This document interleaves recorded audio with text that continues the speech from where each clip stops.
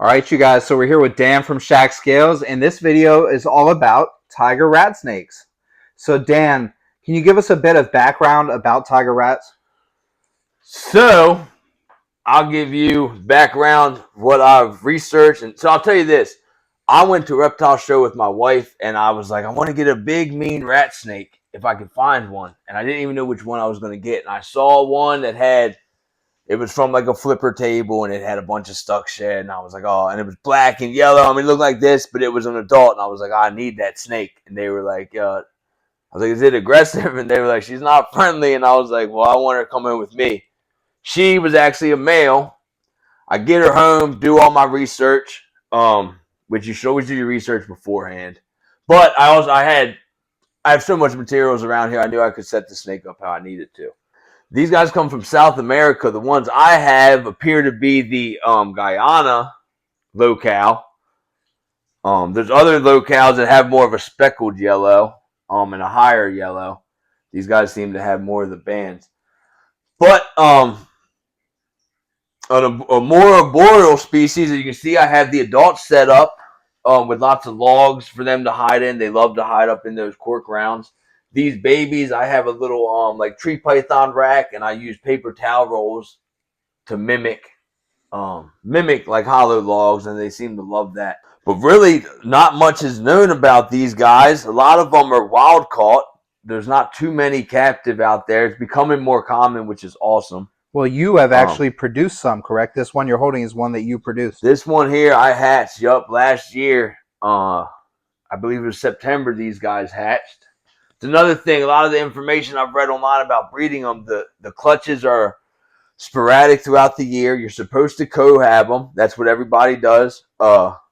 These guys get along great. I never have problems with feeding. They don't try to steal food from each other. They spend time together. They don't harass each other. And then the egg laying, multiple months of the year, people have documented them laying eggs. There's no rhyme or reason from as early as like March and April to like the end of the year, November, October. So, yeah, they're pretty interesting, and just super cool looking. The way they move, there's not much to not like about them.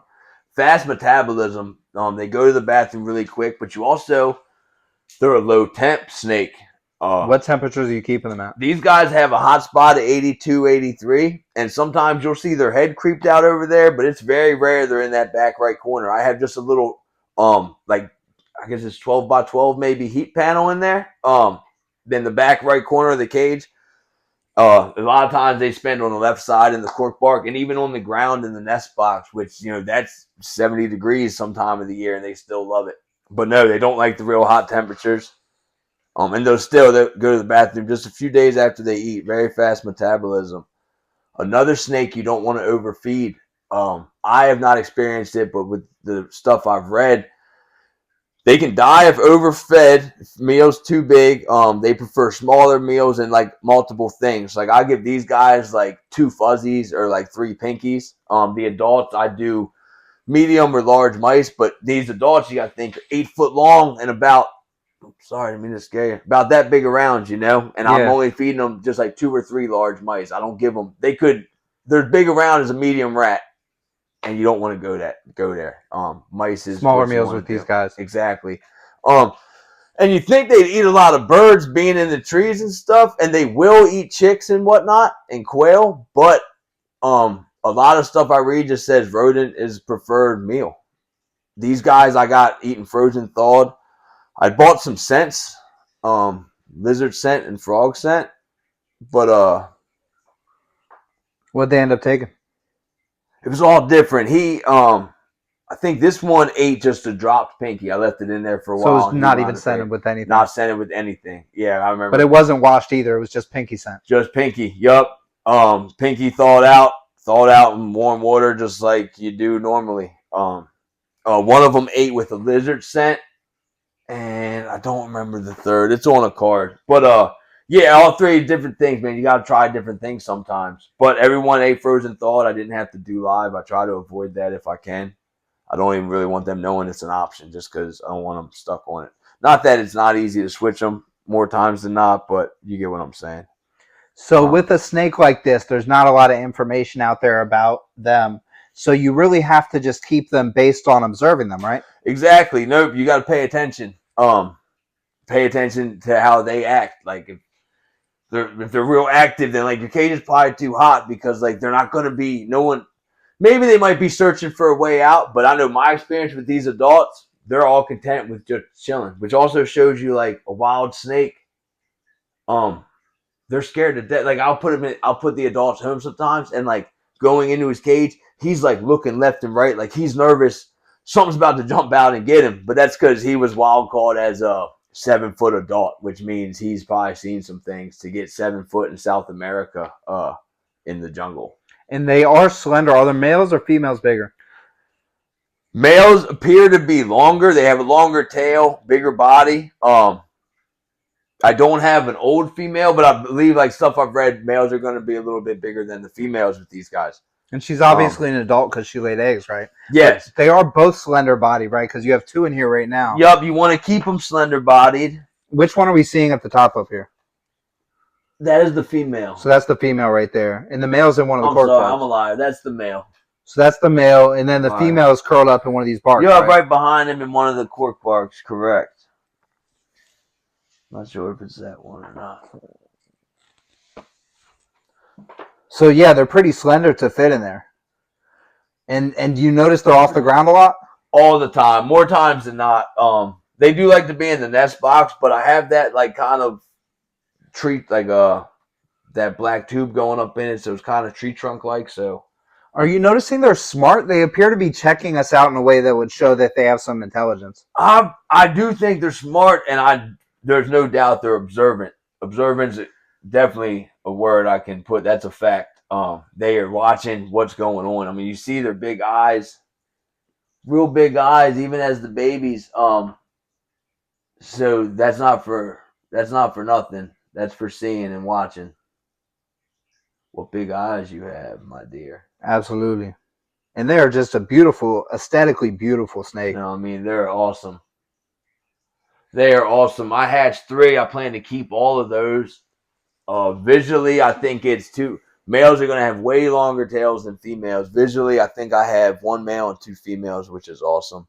And you're just waiting to probe them because you're not in any rush, right? No rush, man. They're staying here, so I can wait until the year before I plan to breed them. Or I can just leave them all together and then see what happens. I'll find out who's the male, who's the female. You know, they're staying here, so no rush at all. A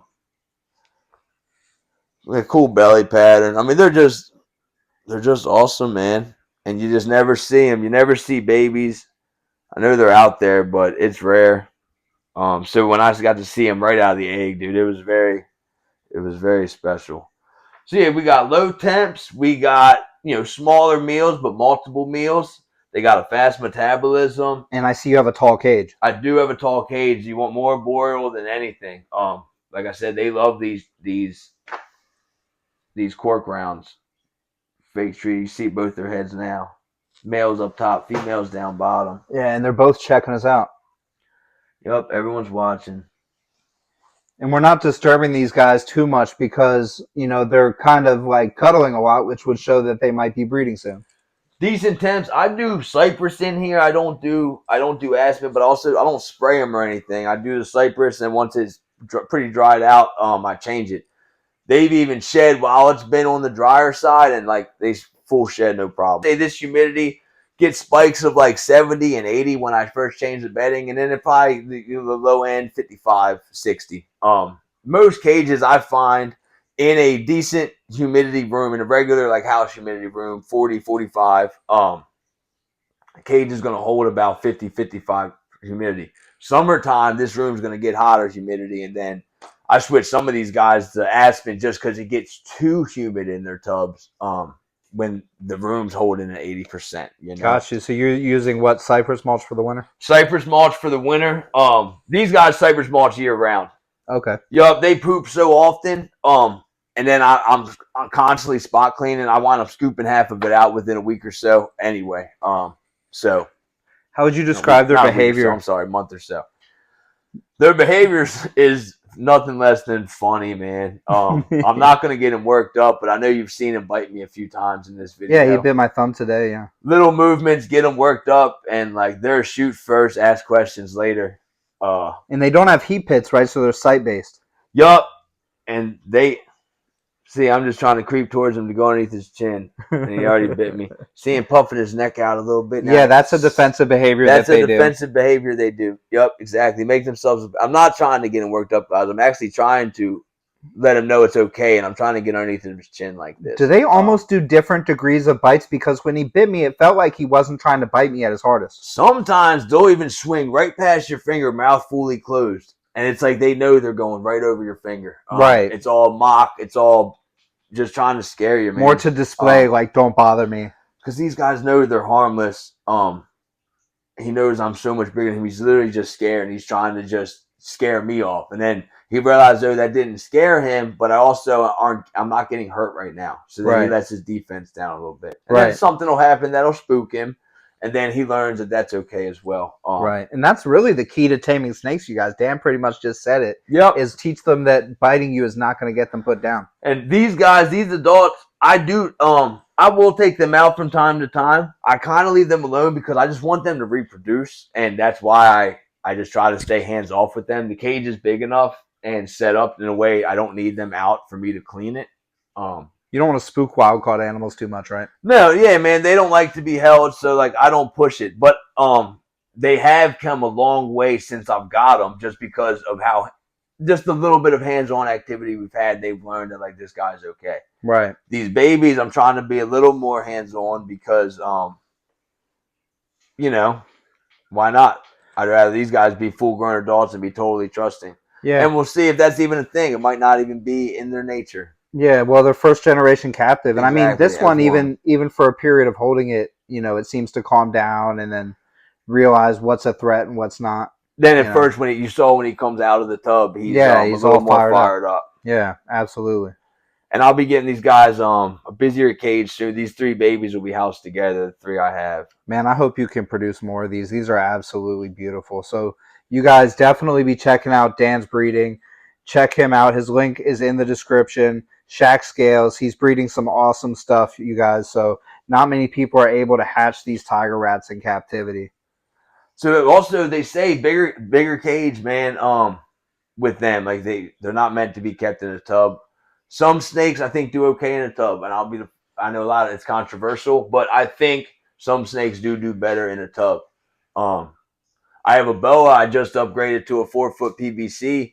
But for the longest time, he wouldn't eat in that cage. Now he's bigger. He's more confident. It's been about 1.5 years since I tried that last, and now he's eating in that cage. Got to listen to the animal, But he did spend the last 1.5 years in a tub growing and gaining confidence, Not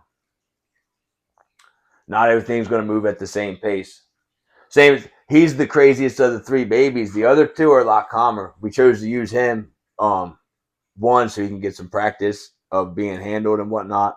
And so then we could talk about the little defensive behaviors and socializing the snake and getting them over that fear. They're absolutely beautiful. And I love how his pattern just stops and then that tail is just all black. All black. That's cool. We're going to go ahead and show you guys his sister to compare and contrast these patterns here. All right, so now we have his sister out, and she's a lot more high yellow, like Dan was saying.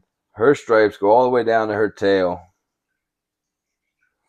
Way more high yellow. So, yeah, you can see the difference that they can come out. I mean, it's a world of difference. Yeah, her pattern goes all the way down her tail. And she has more vibrant yellows up her entire body. Higher yellow on her face. Even on her stomach, and definitely on the face, yes, as well. And all the way down the tail, as you can see right now, there's banding. And then on him, he has a lot lower yellow, a lot higher black, and the tail is just jet black. He's about half and half, just a little more than halfway down his body. That yellow and his face also has a lot less yellow on it as well. So, yeah. These guys, I mean, if you're thinking about getting into them, can't be scared to get bit. I mean, you can, like I said, you can be a little hands off with them, but like I'll go reach in there to poop and like to poop. I'll reach in there, to clean their poop, right? to clean their poop. Yes. And like, man, if I'm wearing a hood, I put my hood up because a lot of times they'll hit me in the top of the head like while I'm just trying to scoop a pile of poop up, So like, they are going to try to bite you, but as you see, like all this biting, I'm not bleeding at all. Like nothing's breaking the skin. It's all hype, man. But yeah, not too hot, and I mean you can have an awesome snake that I think. I mean, it looks venomous almost. Yeah, If you they didn't do. know if you didn't know anything about snakes, you'd be like, man, is that thing venomous? Is that a dang sea snake?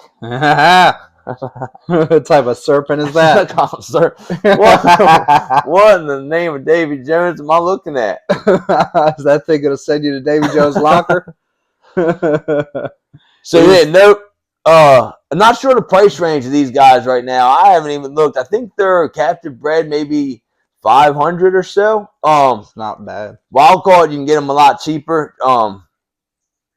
Just make sure if you have other snakes at home, man, just make sure you quarantine before you go introducing stuff.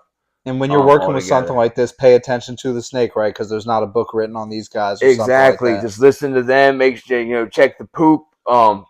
Like when I first got them, I was keeping them a little too hot, and his poop just looked a little too watery. He was pooping way too fast because it was too warm. Poop can be a sign of health for sure. And that was because I was keeping him in the temp range I had read about, but for him it was just a little too hot. And I had him in it was in a 6 foot by 18 inch by 2 foot PVC cage. So it was a decent sized cage, but just a little too warm for him. And I cooled it down, and then more of a solid poop, and just all that stuff, man, is important. You just got to pay attention. Don't ignore anything out of the ordinary. If you feel weird about something, it's probably for a reason. In this cage, I don't know if it is or not, but it's not 6 feet long, right? But it's a lot taller. 4 foot by 3 foot by 2 foot deep. I mean, this has some great height, and the depth is good too. And I'd like to get them 6 foot plus height. Yeah, these guys are absolutely beautiful snakes. Very unique and very cool. Thank you, Dan, for teaching us all about tiger rat snakes. Check Dan out in the description. Check out our partner, Reptichip. Their link's in the description as well. And you guys have a wonderful day.